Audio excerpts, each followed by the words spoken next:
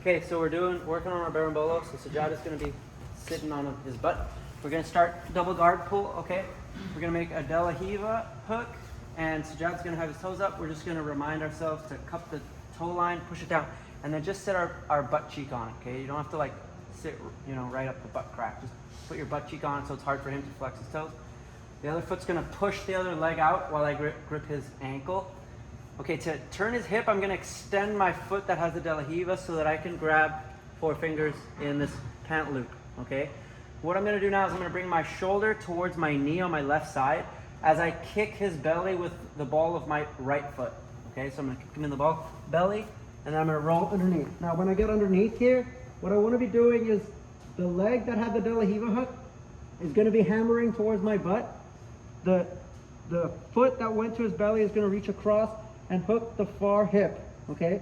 So this position seems a little bit uncomfortable, but just try to get comfortable in this position, okay? What I'm gonna do here is I want you guys to notice that my hips are perpendicular to his hips, okay? My body is perpendicular to his body, okay? What I'm gonna do is the hand that's on his ankle, on my de la Riva side, is gonna start to reach for his butt as my butt starts facing his shoulders a little bit. Okay, so I start to look over my shoulder and reach for his far hip with my left hand. As I do that, my hips start angling towards his shoulders, okay? What this is gonna do is it's gonna start to put my legs in a line where if they roll, they're gonna roll over his shoulder, okay? So I'm gonna find that far pant hip, and at the same time, I'm gonna push my knee a little bit deep, and I'm gonna make a wedge right here, okay? So I'm gonna make a wedge right around his thigh. What my legs are doing is they're basically like scissoring around his thigh, okay? So once I have that nice tight wedge there, I'm gonna roll my feet over his shoulders to stack his hips. Okay, it's important here that my feet land on the mat, my knees pointing to the sky, and I have a nice tight pinch on his thigh. My left leg should be above his knee, not below his knee, okay? My left hand is going to backstop his hip so that he can't flatten out. Let's go get your hips to the mat, Sajjad. Okay, see, my ending position is such that my hips are flat, his hips are perpendicular to my hips, okay? Like we learned last week, whenever that is the case, it's easy for me to switch my hooks, make a twister hook, and then start to work on taking his back. Okay, so let's do it again. Let's do it this way, yeah. Okay, so de la Riva, push the toes, sit on the toes, give that leg a little kick, extend this leg, find that grip, kick it in the belly, bring your knee over top of his knee here so that you already kind of start pinching his thigh. Roll underneath, okay? You can start to make your wedge here, but it's important that you're not bending this leg yet, okay? Keep this leg flat because he's gonna try and lift it and put his leg underneath it. Now he has a wedge on you see, he can take my back. So we wanna keep this leg heavy across his hip here, okay? Start to reach for his hip as you drive this knee a bit deep, and then make that really nice tight wedge here, okay? We're gonna go back over our shoulder, bringing our knees and our heels to the mat by his shoulder, stacking his hips above his head, okay? Our left hand is keeping that hip elevated so that when he tries to put his hips back on the mat, he encounters a frame, okay? So that's a frame there. My knees are pinched, okay? They're facing the sky, both my feet are flat, okay?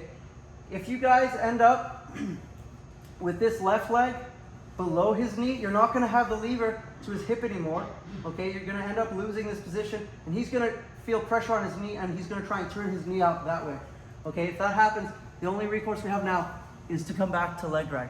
It's not the only recourse, but it's the obvious recourse, okay? So I want you guys to drill it like this, okay? You get here, okay? Reach, put that leg through, and then here, okay? You get it? And then put it back, okay? And then go back, okay? And then it goes back, and then go back. I want you getting really comfortable with this kind of like movement of bringing his hips to the sky and your feet to the ground, okay? Let's go, ready? 1, 2, 3. First of all, this bolo really works when he's flat on his back, okay? And the reason is because it's a stacking bolo. All right, now if Sajjad was to post both his hands behind him, like that, I want you to imagine something. He's got his hands posted up behind him. I'm gonna try and stack his legs over his shoulder. Hard, yeah? Sajjad's flat on his back. I'm gonna stack his legs over his shoulder. Oh, so easy. Okay? So when he posts his hands, we have to use a different type of berimbolo. And I feel like it's actually harder to learn than the stacking bolo. So we start here, we'll circle back. Okay? The other thing is I want you guys to notice something. Watch, if my hips are perpendicular to Sajad's, all right, when I drop my heels, all I'm going to do is I'm going to take his legs over here. Does that make sense? Okay? So what I want, if I want to stack them, is my hips need to start to turn over his shoulder. Okay? So that when I drop my heels, his legs are going to go over his shoulders. Okay? His hips go up when that happens. Hips up is exposed hip, means twister hook, take the back, right? Hips flat, leg extended, means at best half guard or maybe a leg drag if I'm lucky. Does that make sense? So the devil is kind of in the detail a little bit. Let's go switch there. In that when I start, I first end up in a perpendicular position. That's where I have my leg extended and my heels hammering, right? So I'm going to go here, here like this, okay? So I'm perpendicular to Sajad, all right? I'm going to start reaching my left hand, and as I do that, that's where my hips start to go at a, start to turn at like a degree where I'm aiming my legs over his shoulders, right? So now when I start to hammer my heels, they go down, they go over his shoulder, and he gets stacked, okay? If I don't do that, and I try to drop my heels, look what happens. You see? Half guard.